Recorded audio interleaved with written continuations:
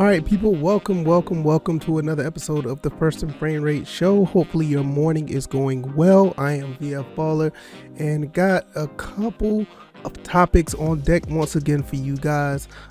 Thank you guys for all the support that you guys have been giving lately, and it's just been phenomenal. Just chugging over 1,000 subs, and we just continue to move because more people are subbing to the channel. I really appreciate it. You guys are amazing. Now, if you can see on the screen, if you're watching on the YouTube side of things, I think I got my second camera back up and running properly now.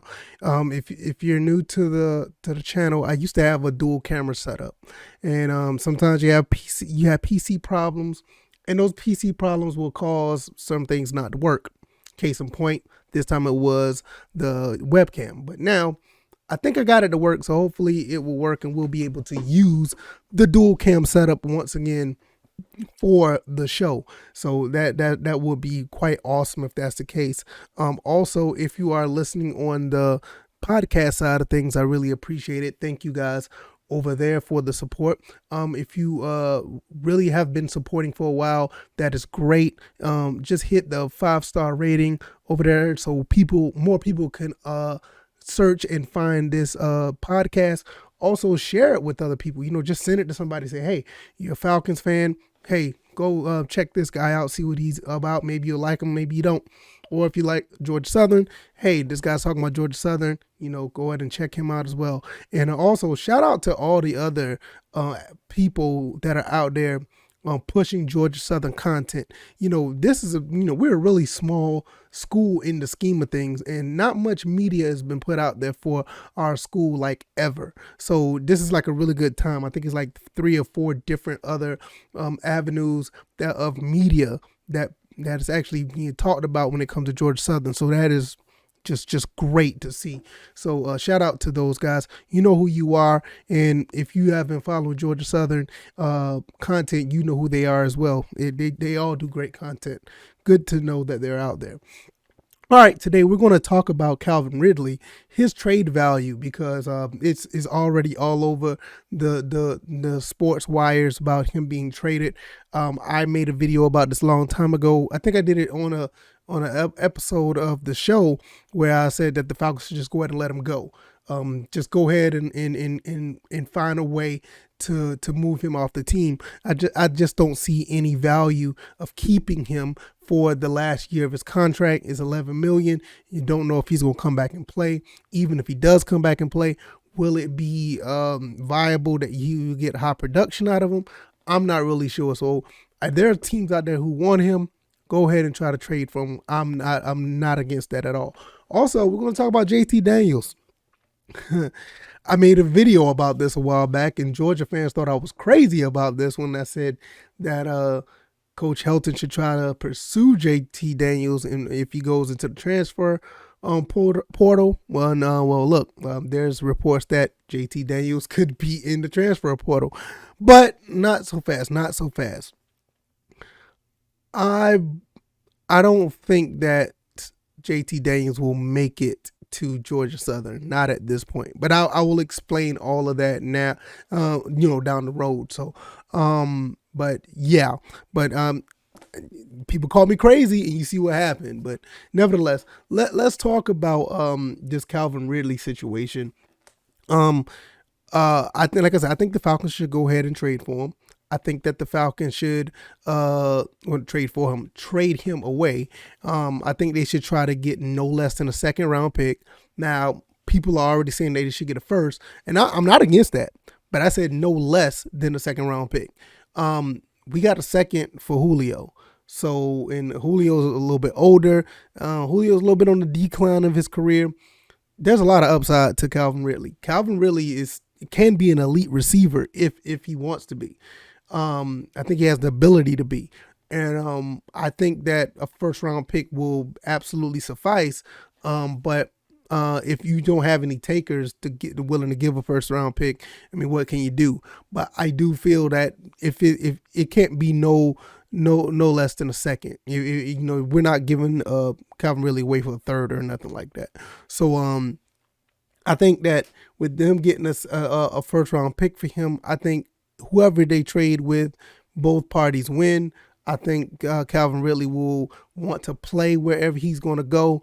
I would not be surprised if Terry Fontenot and company actually tried to reach out to him and talk to him and say, hey, look, what teams would you like to go to? We'll try to make it work within those teams, because one thing I will try to say for Terry Fontenot and Arthur Smith, they try to do right by their players. That's one thing I've noticed. They don't try to do anything wonky or crazy or backstabbing. I mean, even with Julio, Julio pretty much forced their hand and made them trade him basically, but they did right by him by, not just shoveling him off to somewhere. He went to the Titans. Titans took on his salary and gave us a second round pick, which at the end of the day, I think both parties did, win in for the most part. I think the Falcons won the trade a little bit more because Julio was like pretty non-existent throughout the regular season. And it's going to be interesting to see what he does throughout the playoffs. I mean, I think that's where you really get to see the value of Julio Jones. Is he willing to step up and actually ball out throughout the playoffs? Because if you don't, this entire trade the Titans put together was just was a waste. So maybe he'll do something. I don't know. But with Calvin Ridley, it's not necessarily injury related. He's not injury prone like Julio. He will go out there and go for the ball when need be, long as whatever he's dealing with is resolved. Whoever gets him is going to get a phenomenal player. They're going to get a good player. And with that being said, this is a win-win for anybody. I mean, I think I heard like the Jacksonville Jaguars may get trade for him. I'm not really sure about that. Maybe. Then I heard the Jets as well. Man, that'd be tough. If he goes to the Jets, that'd be tough. It'd be tough if he goes to the Jaguars as well. Now, one team that a lot of people were saying that he may go to is the Philadelphia Eagles. And I think that'd be the perfect fit for both teams. I don't necessarily think that the Eagles need a receiver like that, but they have 3 first-round picks this coming up draft.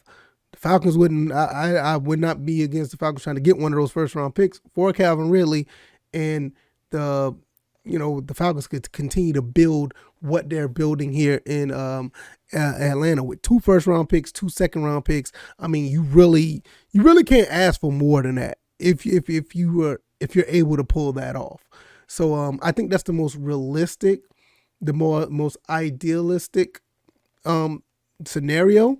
Because I don't see the Jets or the Jaguars like actually giving up a first round pick, especially the Jaguars. I mean, they got the number 1 overall pick, and I think the Jets is not too far behind. That will be insane if the Falcons are able to pull it off. They already got the number 8 pick, and then they turn around and get another top 10 pick. That would be nuts. But with that being said, that's highly unlikely. I don't see that happening. But at the same time, with the Philadelphia Eagles, we can get one of their first round picks. It's a win-win for both sides. And if they do get one of them first round picks, the Falcons need to get a home run player. And I think with whatever the 8th pick, or if it's the 15th pick, or whatever it is that the Falcons get, the Falcons need to find a way. And I've been thinking about this, and I've been watching this for the past couple of days. The Falcons need to go try to get Nakobe Dean. And I'm not saying this because the Georgia football, because one thing I notice about a lot of guys in the Atlanta Falcons space that do content creation, they always try to link like Georgia Bulldog players to the Falcons. Like, you would know that, like, if you ever notice, and it's not a knock on them or whatever the case may be, but if you ever notice, like, you will see like some guys at Atlanta Falcons Nation. I love those guys. Those guys are cool. But not only just them, but not even just content creators, but just Falcon fans that happen to like Georgia Bulldogs in general. They have like this draft. They have like this mock draft where they have like Nakobe Dean, and then they have like Cook, and then they have George Pickens, and I can't even remember the really big guy that plays for Georgia. I just don't even follow the team like that. But you'll have like all these Georgia players that should be on the Falcons, quote unquote. And I'm like, it don't really work like that. I mean, it would be nice because this particular class that's leaving Georgia, I mean, phenomenal defensive guys. I mean, great. But Nakobe Dean, it's just something about this kid. I mean, it's something I would say this no matter where he plays.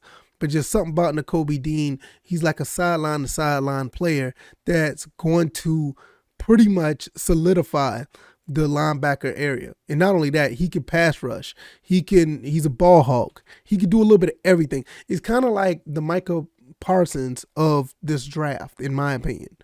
And it's just somebody that you need you should put this guy on your team.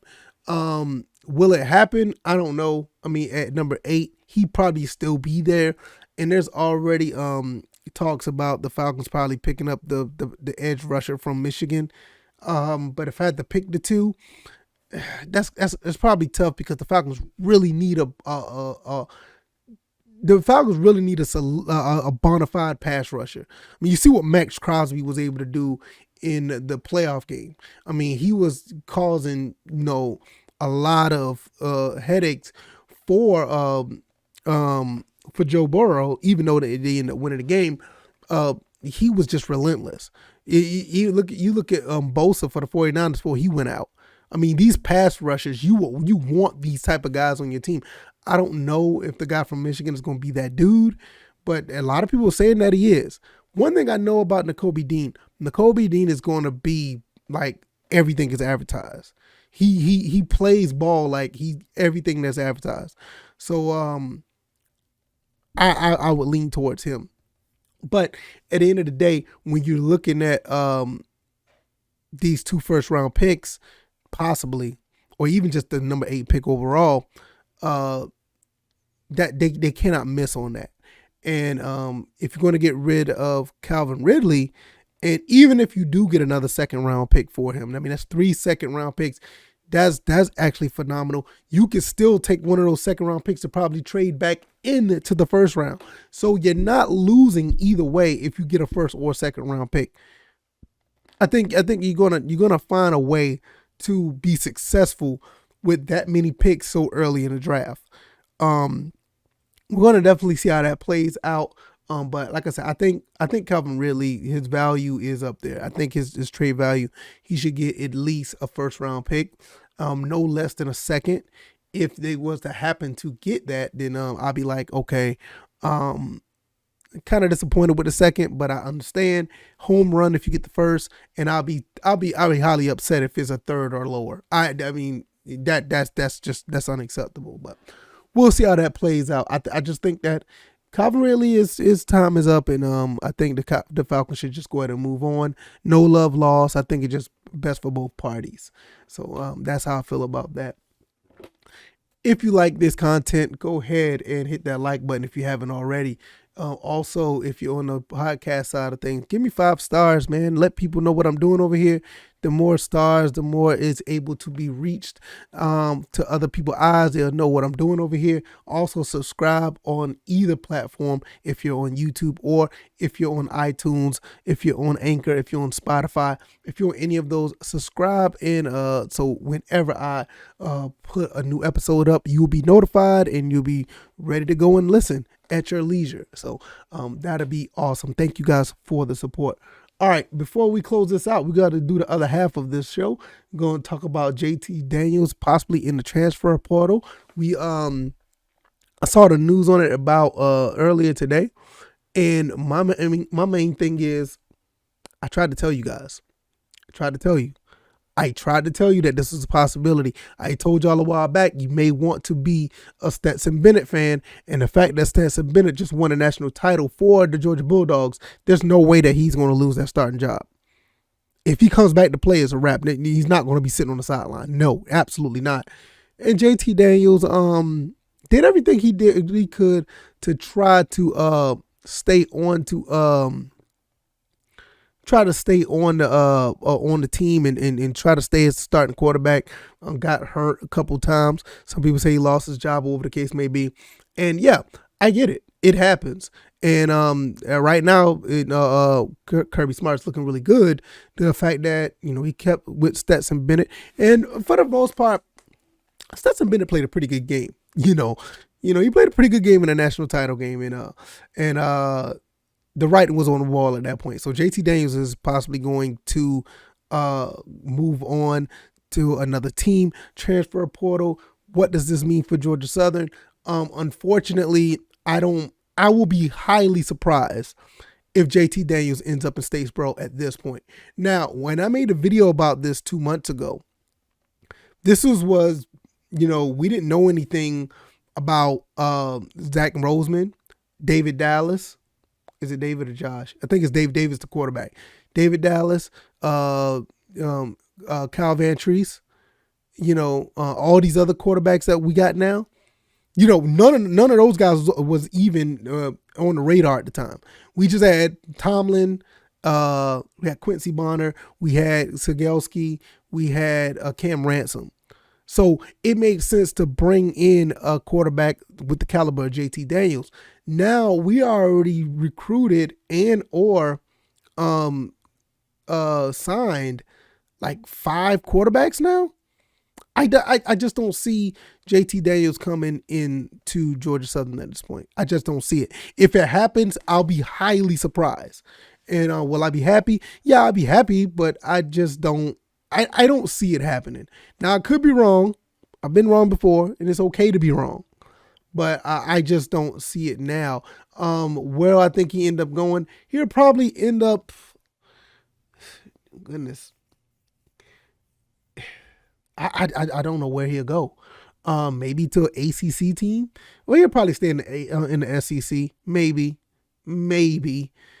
But I don't know where he's going to go. I don't know. I mean, for some reason, I can see him in an ACC uniform or something like that. Like I could probably see him playing football at Miami or Virginia or something. I don't know why. I just have that frame in my mind that I could see him playing for some ACC team and actually getting a starting job or something. I don't know, but I think that ship has sailed. What does it mean if he actually did come to the Statesboro? I think it'll be more of a cluster of what we have now. Calvin Ridley is pretty much going to be the starter. He's his last year eligibility, and Clay Helton pretty much got his man. Don't get me wrong, JT Daniels was his man, 3 years ago in 2018, 4 years ago in 2018, and he recruited him at USC, and we really thought that, okay, if things go well for Stetson Bennett, is it a possibility that JT Daniels come to Statesboro? And like I said, I thought it was a good possibility, but now you're looking at a situation now, we got like 5 different quarterbacks now, probably more than that. And I believe if Calvin Ridley was not picked up from Buffalo, if that didn't happen, we probably would be having this conversation, and we'd probably be having it more as a reality and then just speculative. I think it'd be more of actual, real conversation. Like, okay, JT Daniels could come to the school because we could use a veteran to hold us over until, these other guys that are young get some experience under, Clay Helton and Brian Ellis's offense. You get a veteran in here to play 1 or 2 years, or with just 1 year, that would help tremendously for the young guys as well. But Calvin Ridley is already here.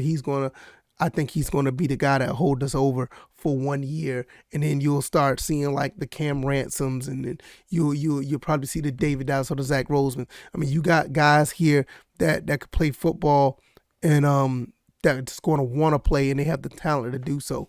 So with that being said, I don't know. I just feel like this whole situation with JT Daniels is kind of unfortunate when you look at his entire story of all the things that he's gone through with losing his job at USC. I think he lost to due to injury or something. I didn't follow the whole story. He goes to Georgia in hopes of actually being the quarterback. Stetson Bennett walks on and takes the job and holds on to it. Now JT Daniels is in the transfer portal again. No telling where he's going to go now. the coach that initially recruited him is 3 hours away in Statesboro, but the the the quarterback room is so full right now. I just don't see it. I'd be highly surprised. I just don't see it for him to come here. You talked to me about a month and a half ago. Like I said, I made the video on it. I made a video on it when it was actually just could be. It could make sense. Now I don't think it makes as much sense. I will be highly surprised if JT Daniels come in and actually throw his name into the bucket with all these other quarterbacks. I will be highly surprised. And but we'll see. And more that information comes out about the situation, I'll definitely be talking about it. I always try to follow up with things like this, especially when it involves Georgia Southern. It will be really, really interesting. But at the end of the day, if it does happen, Georgia Southern has a really good problem on his hand with quarterbacks. I mean, you don't want to have too many quarterbacks, but when you have too many quarterbacks, it's not a bad thing. It's not a bad thing. It's not a bad thing at all. So we'll see how this all plays out. So if you made it this far, I really appreciate it. This is going to be the end of the show. I am VF Baller. This is First and Frame Rate Show. Doing a podcast every day now, because normally I used to do these videos I used to do like just basic YouTube videos every day, but I decided to say just consolidate everything into one instead of doing this episode of the podcast on every Wednesday. Just do one every day and just take whatever I do on the video side, turn it into a podcast where you can watch it in video form, like if you're on YouTube right now, or you can listen to it on the podcast avenue of your choice, whatever it be, iTunes, Anchor, Spotify, or whatever other avenue you like to choose. Is all up to you. And I think that this was a pretty good move for the better, because it just feels more. It just feels more. I don't even know what to use. I just feel more comfortable making this type of content instead of making a video and then turn back around and making an episode every week. Just do one every day. So it works out very well. And from the feedback of you guys, seem like you guys are liking this as well. And that's always awesome to know that you guys are continuously supporting. I really, really appreciate it. So if you don't mind now, before I go, hit the like button on the YouTube side of things. If you're on YouTube, if you're on the podcast sides of things, give me a 5-star rating, subscribe to the channel. If you're on YouTube, subscribe to the podcast side. So anytime I put up a new episode, you will be notified. And in some cases, it'll automatically download for you so you can listen to it. Usually be ready to go at 9 a.m. Eastern time for you guys' enjoyment. So 9 a.m. Eastern, new episode every day, Monday through Friday. Weekends I fall back and try to regroup for the next week. All right, y'all.